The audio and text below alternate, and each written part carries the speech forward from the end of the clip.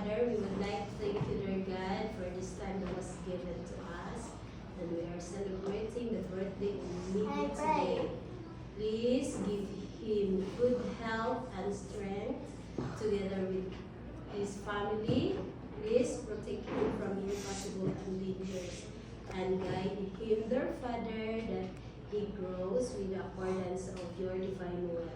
Because without you, dear Father, we can do nothing. So that's why we submit our lives unto thee. And this also these children, that these children will become a good children of yours.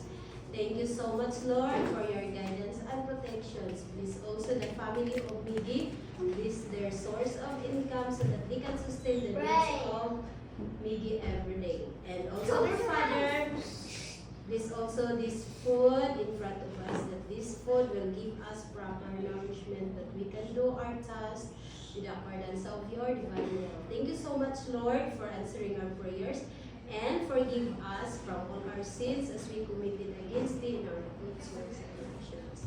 Thank you for everything.